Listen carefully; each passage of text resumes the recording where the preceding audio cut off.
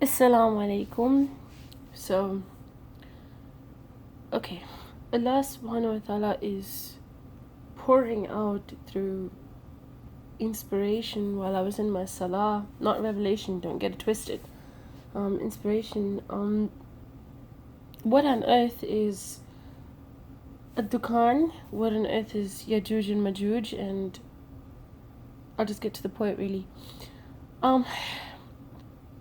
Okay. I want to go back to what the Old and the New Testament talk about in terms of, well, actually in, when it talks about the fall of Israel, basically when, they attack Israel, astaghfirullah, and, in that manner, and, that's really one of the major signs, as well, for them, that's what they understand it to be, right? So the people of the old Jerusalem, which are the Sabaeans, the Jews and the Christians, fall into the old Jerusalem. They understand it as when that's, that Israel is attacked, then what's it called? That's their major sign, right? Now, what is Israel? So this is what Allah subhanahu wa ta'ala explained to me. Israel is not the Israel that calls itself Israel today. Okay. Israel is those whom are God contended, those whom are, the people who are kind of like, for example, the sheep. What do I mean by the sheep? The ones, for example, who were guided by Musa al-Islam. So the group of people that were like, they had the acknowledgement of Allah, ilah, but they were the ones that needed that,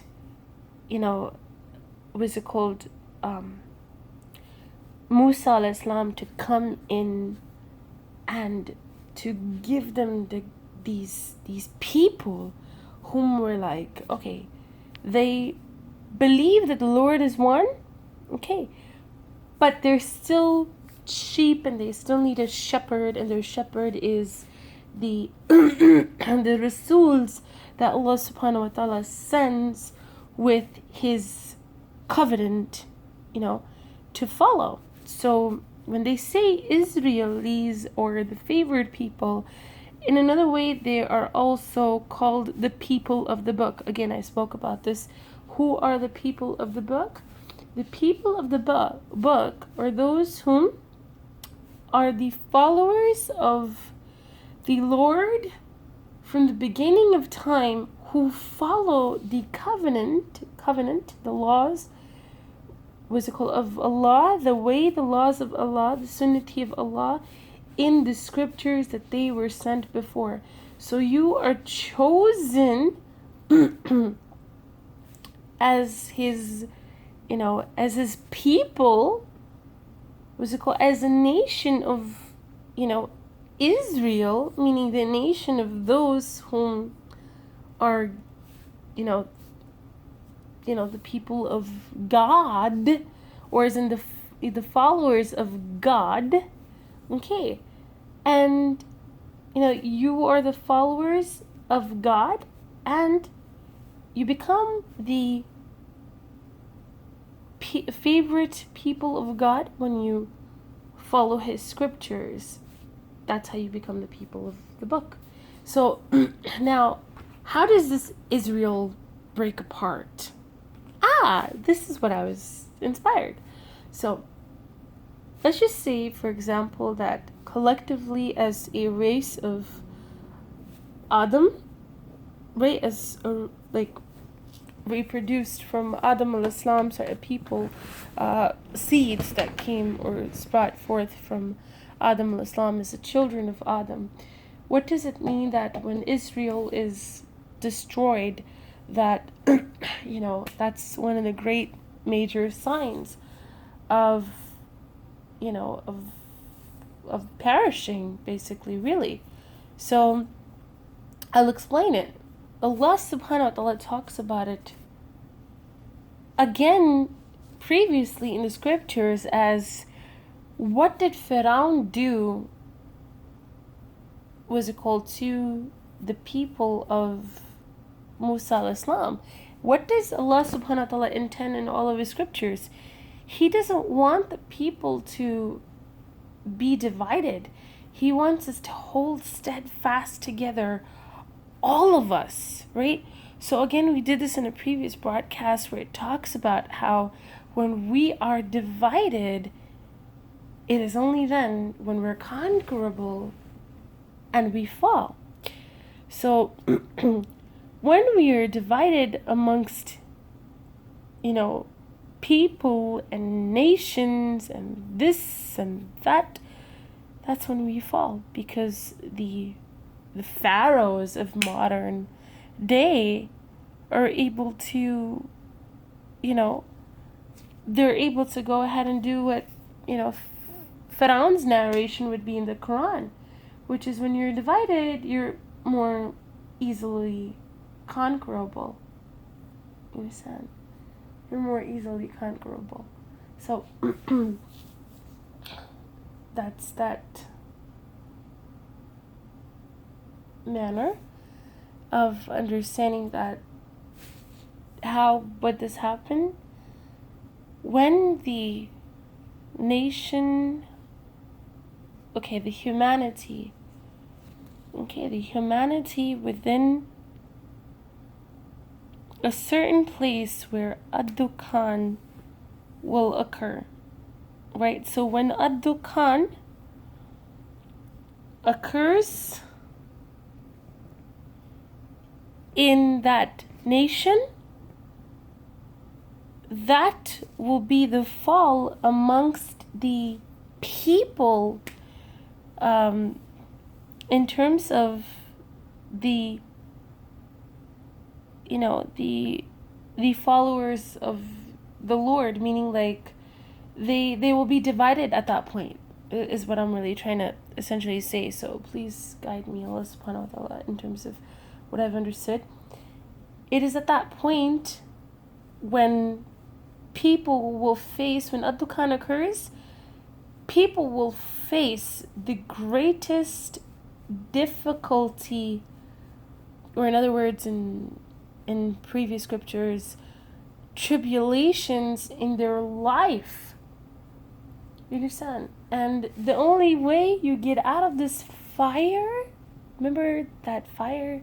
Again, Musa al-Islam, blessed are those who are in the fire or around it, or Ibrahim al-Islam when he was thrown into the fire, is when you believe that the only one that can save you and has always been able to save you has always and always only been Allah. Because even when Musa al-Islam was bringing all of those, people, sheep, whatever was it called, and he got to the corner of that ocean, or that sea, and he can no longer go anymore. It wasn't Musa al-Islam that was able to save those people. It was Allah. It was in the most impossible of manners ever. So this ad-Dukhan, this smoke, this nuclear whatever, that will occur by who? By the Yajuj and Majuj, or the Gog and Magog, these people who have a wall built before them because they're just so treacherous, what is it called? They're just so treacherous, and this wall has nothing, this is a these are, I don't know how to explain to you, but sometimes when I think about, I don't want to talk about it, I just forget it, but I just wanted to tell you that if you're a Muslim, if you're a mu'minati, you're a part of the New Jerusalem. You understand? And in the Old Testament, they had a different name for Allah, but even though they had a different name for Allah, actually in multiple places uncountable places, you'll still find the word Allah. Actually, from the beginning of time, you'll find it from the oldest of biocarbon dated, what's it called, history and science. You'll always find Allah, Ilah, Allah from the beginning, but it could even be that perhaps whatever's in there is also just another name. In the other testaments, it's like Allah subhanahu wa ta'ala has 99 names, but I mean, honestly, whatever you really need to know is in the final testament, in the Quran. The word has been perfected. The best names are there. The best of guidance is in there for you. Because that's all you really need to know. There's a lot of... See, the thing with the Gospels is the reason why there are so many, there's like this lady that I was watching yesterday, she went on to say something about, the Jesus of Islam is not the same Jesus of Christianity. She seems like she has a somewhat, good intent, but her heart isn't there, because the thing is, there's so many gospels that are out there, and that's perfectly fine at the amount of gospels that there is.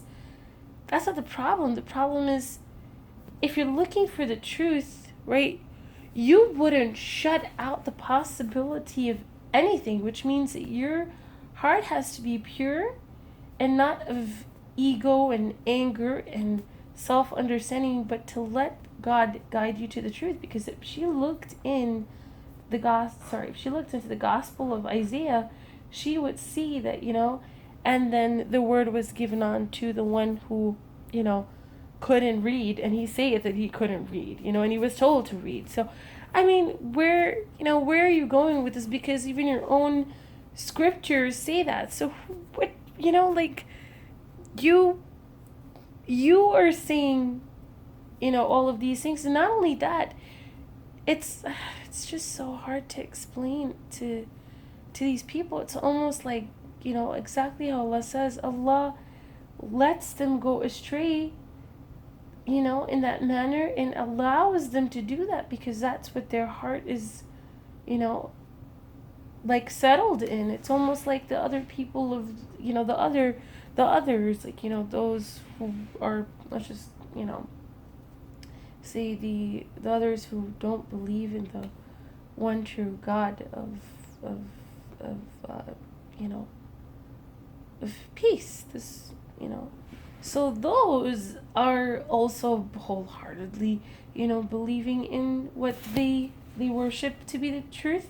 So it's all of these, other creations, I'm saying, all of these other people whom also believe that what they are, worshiping is true, what they're worshiping is the only truth. And honestly, over here, you just need to sit back and just know that you're,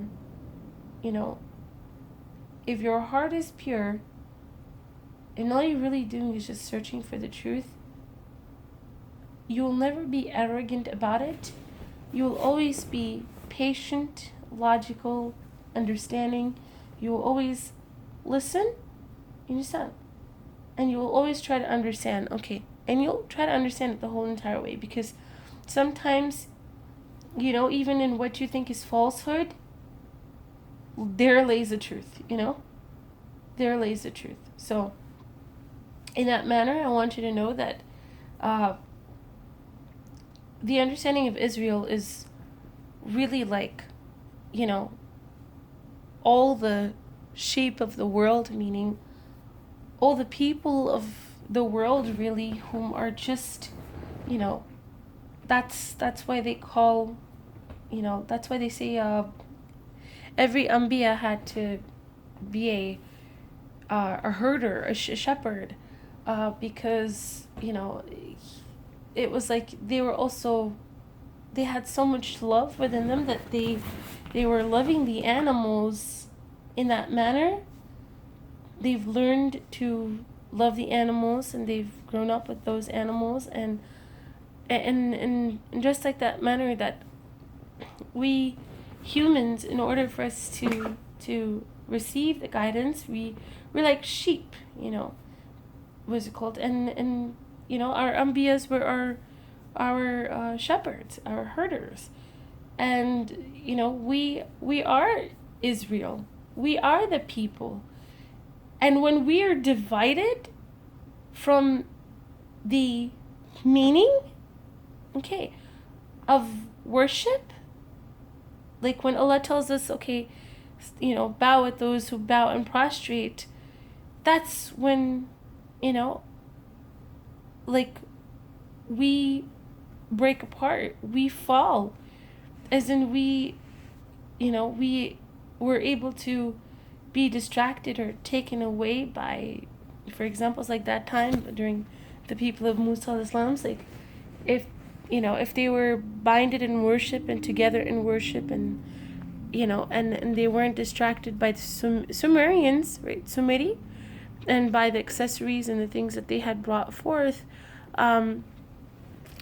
that's exactly what is happening to our country. We are, astaghfirullah, I don't want to say they are all distracted by the accessories of gold, and creating mansions in this dunya, and not creating mansions in this dunya. It's not, what's it called, being a God conscious person, God favored person, a person of the book, really has not so much of what it has to do with your materialism and your accessories. Sometimes that becomes a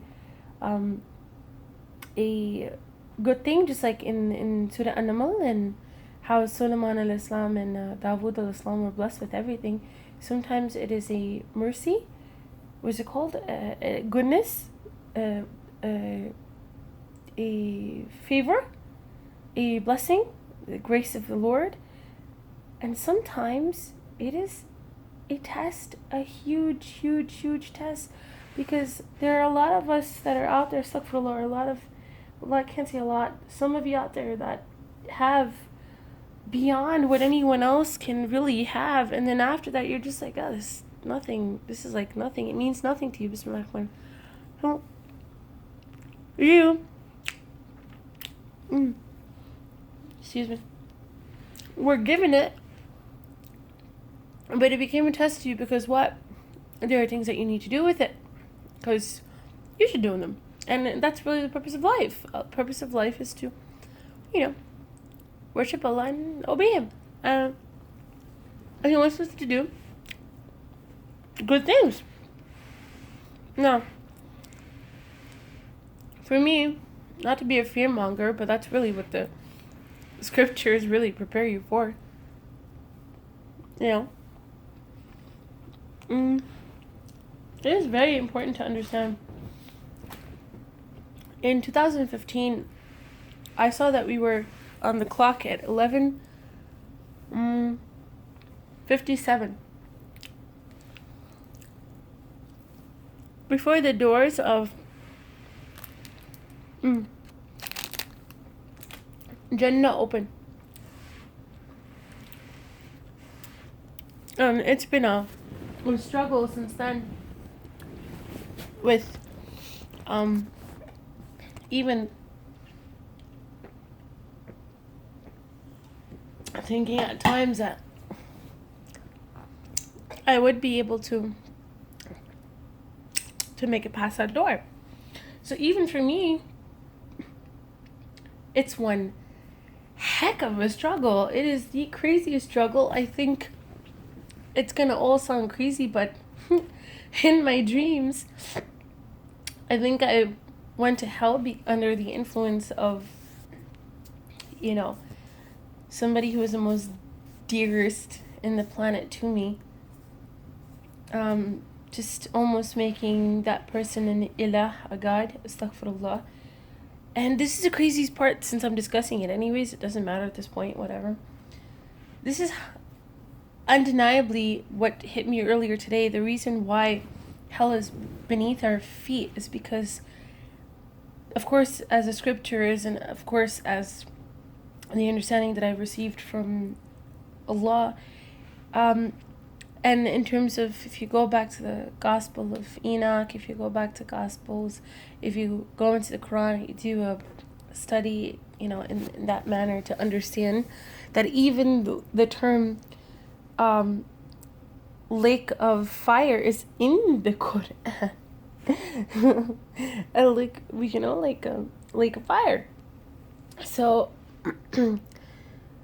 I saw myself in what almost appeared to be, when I was in Jahannam, I saw myself below, like in red, what looked like red, like, well, at least in the dream, you're not going to see like flaming fires scorching out. I mean, I don't know about anybody else, but I didn't, but what I saw was like red colored, like if you were to see mountains and they were red colored, but it's not a mountain, it's below, like in crevices, and there's just, there's like, even what I would say, like even sides of, well, for me in my dream, there were sides of, like, imagine walking inside of a volcano, kind of, right? But it's not a volcano, it's actually underneath the earth, okay?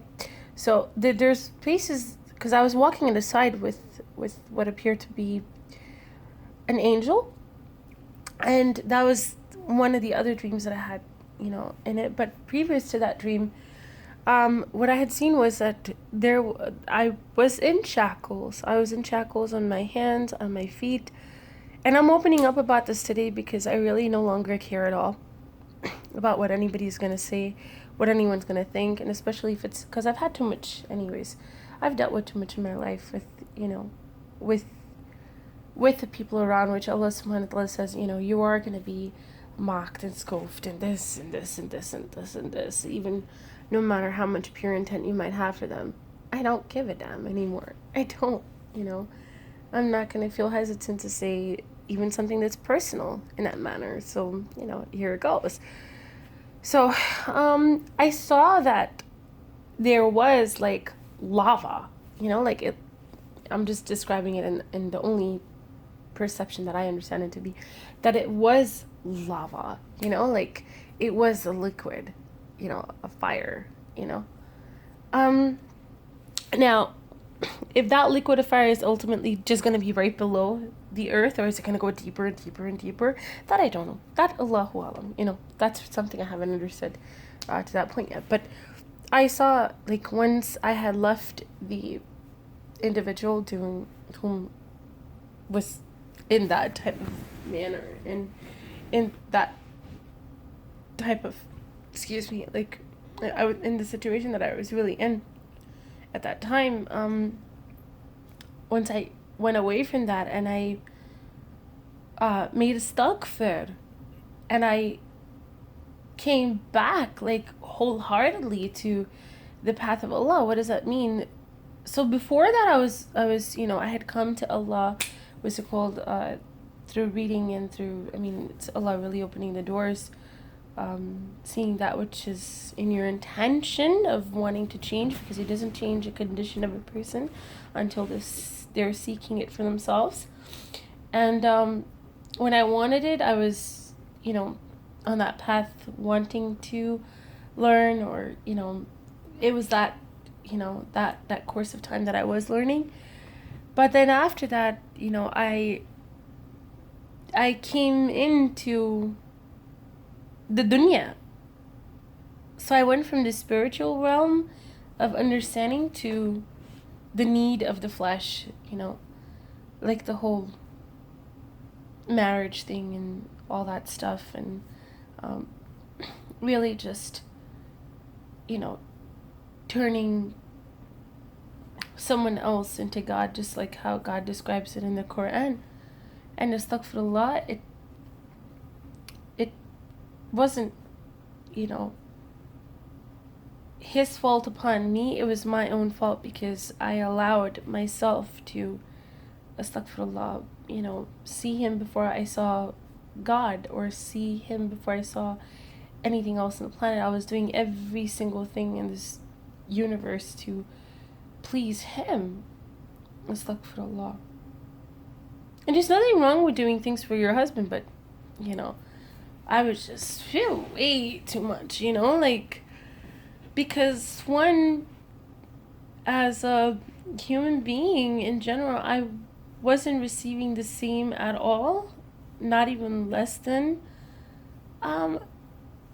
It was always about the other person, you know. It was never about God in their life, which is their primary purpose. It's not even me, it has nothing to do with me, but their primary purpose was God in their life, and then after that, you know, the righteousness of, you know, doing good deeds, and part of that somewhere in there was supposed to be me, their spouse. So, you know, when you were in the Garden of, you know, Eden, as they call it, it was supposed to be God, you know, and it was supposed to be, you know, you and your spouse, really. So it's God, you know, his high holiness, the creator, subjective to him, just you and your spouse, really, because that's what God said, you know, to Adam and Islam, like, you know, you guys just go, you know, eat and, you know, run around and play or whatever, you know, in Jannah. And that's that. You and your pair. So, I didn't, you know, and the strangest thing is that person knew that the only thing that I was, you know, really looking for was somebody who was just like me, you know. So it's not like, oh, you know, that person is too religious, why did you find somebody religious yourself? That person knew I was, you know, I would only want somebody who's religious in my life. But, you know, hey, I was deceived, and that was the first time around that I was deceived. And I guess this second time around, what had occurred was, you know, again, it happened. I deceived myself, but I don't, what was it called, you know, by being back into this, I no longer look at it as a bad thing, because that's also like in another place in the Quran where Allah subhanahu wa ta'ala talks about how the people, you know, influenced it was a party amongst them that ruined, you know, really the marriage. He says it was good. It's a good thing. Don't look at it as a bad thing.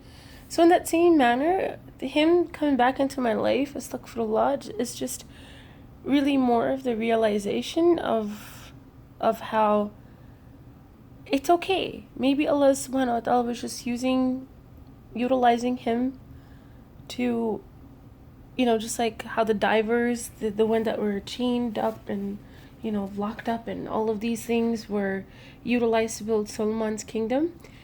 Maybe he was just a part of, you know, him just, you know, building my faith. But how is somebody like that building my faith? Because he's testing me in my iman. And when he's testing me in my iman, and I'm being tested because of him, I'm being trialed, I'm in the fire, it's actually just bringing me more closer and closer and closer to Allah. Because when I don't have him around, who am I turning to? I'm turning to Allah. As if there is not a single thing, or, you know, that I can turn to other than him. So it has tremendously built my strength and belief in him, even though mostly at all times it's really hard to. But this is good because, you know, I always wondered when when you walk into Jannah and the angels tell you, oh, you've had a difficult test. I never had that difficult test in my life, before this. So this is good. So it's almost like, had I not had this, I would have known, okay, I definitely didn't qualify, I guess, because all of the Anbiyas were tested too. They all had a difficult test. So if you're not having a difficult test, something is going on with you, as in, you're missing one of the things that, makes you understand that, hey, you're a believer because you went through this, you proved yourself. Sometimes that doesn't even apply. Like those whom Allah already knows is probably more even better in terms of, don't even need to take the test. Send them straight back here. Just have them just come into the dunya, check in that you checked in. And then, because, you're going to have to check in here, right? And then call them back immediately. So they're just, kind of, it's like somebody's taking the exam. It's like present, they just are present there. But then, maybe the principal will call them, or the dean will call them, and be like, all right, let's go, man. You got something else to do. Oh, don't worry about it. Come on. You have something important to do. Okay, so what's an example of that? Okay, well, if I can recall, an example of this is, there's like a little quiz going on in class, and then all of a sudden the teacher makes everybody take the quiz, but then the teacher's like, oh no, get up, you get up, come out here, help me out, post something on the bulletin board, like, I don't know, some achievement honorary things, like, they didn't even make you take the test, the quiz, and you're wondering why. Like, oh, yeah, you already know it, you already know it. So it's kind of cool that you didn't have to take the test because you already knew it. It's good. So that was the hell portion. That I was there because I had turned somebody else into an ilah. That's basically what from minor shirk becomes major shirk. Astaghfirullah. But how did I see myself in heaven? No. Allahu Akbar. Allahu Akbar. I was,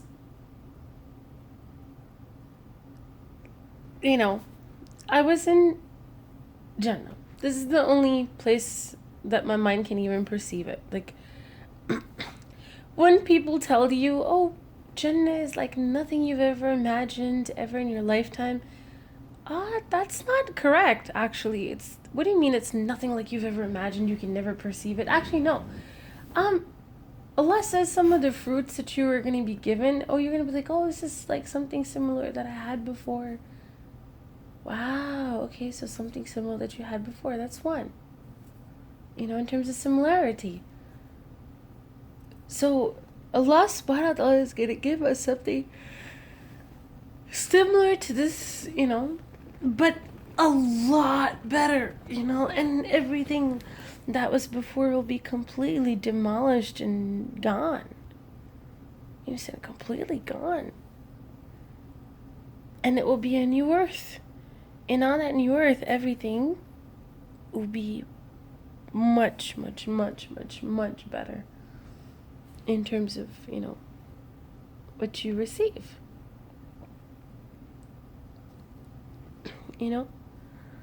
So, I mean,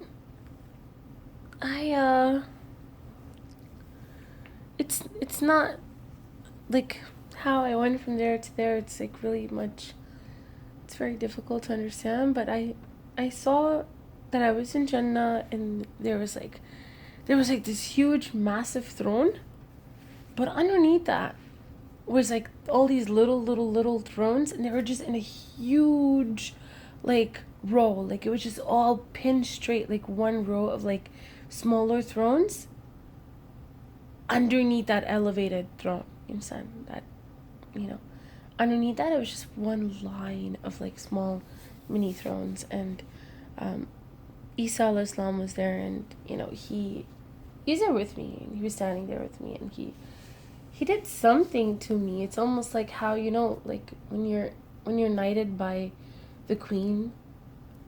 I was on my 1 knee or something, and I was also being like, I think I was being knighted or anointed with oil. I don't remember what it was, but you know, something of that occurred. And when that had occurred, I just I knew that, okay, I think I'm in good hands. I think I'm okay, you know. And of course, leading to several other events, I saw the Feast of Trumpets. I was there for it. I was sitting next to Isa al-Islam. There was also other tables with other Anbiyas, Prophet Sallallahu Alaihi Wasallam's table was there too. But all of our tables were there with, you know, all the Anbiyas of the Lord. And then, you know, we were all having a huge feast of, you know, that. And it's just, I don't know, it's really strange. Oh boy, all the things that I see and hear. Astaghfirullah. So this ad-dukan, when it occurs, oh, here's something very important. If something were to happen around the world, okay, and it was some sort of massive, huge, you know,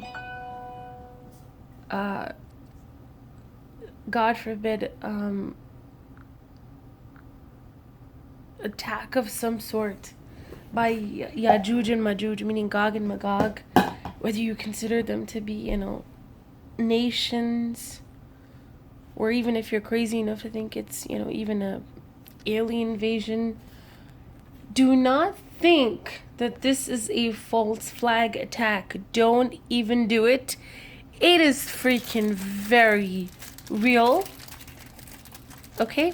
So, you know, if you think it's aliens that are gonna come down, it could be a possibility, right? Or if you think it's Iran, you know, North Korea, Russia, and, you know, the whole whatever, you know, these people are in terms of that, that are going to come in and swoop us up after the ad-dukan takes place, right? The smoke, these people, what they call the rapture, once that takes place, after that will occur, but then only the disbelievers will be seeing the Gog and the Magog, right? Those people. So what happens when those people see this occurring? Well, one, you don't want to be around during that time, and two, if you are, you know, here's what you do. You don't damn well think it's fake, because it's not. But here's where you are tried out of your mind. Okay, tried out of your mind. But yes, this is real. This attack, whatever, false flag, whatever thing that they're trying to make you think is false, it's not false, it's real. But what's more real that has to be is your faith. Your faith has to be like on point. And like when I mean like on point, your faith has to be stronger than your belief that this is a fake false flag attack. Like, so if you have that much belief that this is fake, you better have friggin' trillion times the amount of belief that, you know, your Lord is real. And not only is your Lord real, but that, you know, he will get you out of this mess if you get out from it before your appointed time. You understand? So that's what you do. So that's my message, and I know these people are not they're gonna let mines go out. They'll let everybody else's go up, but you know, I'm special and stuff. I'm a little special. I mean, if you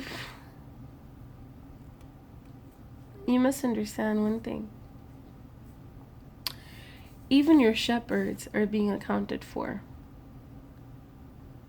What does that mean? In the previous Gospels, we understand that even the accounts of the shepherds are being written down, which means that the deeds in the book of life, or the lives of the Ambiyas, even they are accounted for. So, you know, it is everybody that's being accounted for. That's why they tell you they don't even know where they're going. I mean, of course, we in our right minds would think if they don't make it, how on earth are we going to make it? That's true too. Without a doubt, that's true. But what's more important for you to understand is that they didn't know because of their humility. They didn't want to tell you because of their humility. Yes, they didn't know either, but it's out of them being humble. You understand? So if they didn't even know, you should be panicking and freaking out and be turning around in a second, because we just don't have time. What I saw was, 2 years later, few months, weeks, whatever back, that we are now the 12th hour. 12th, like they say, like the last minute, hour, that's where we are. And in between, of course, I saw it gradually go up from like 11:50, 7 to 11:58 to 11:59. I saw these things gradually grow up, and then the time just got shorter and quick and short, and it was insane, like quicker and shorter, and it just unbelievable. Just how they say it, like the days will pass by like super duper fast. Just from 11:57 from 2017 till now, in these 2 years, we're already at the 12th. Well, that's what I was shown, that we're already at the 12th. That's insane. That's absolutely insane. So what's the main purpose of all this? Honestly, it's just to tell you to repent immediately, make istighfar. That's it. That's the only thing you can do. Make istighfar and, pray. That's it. Alright, so I'm out. Peace out.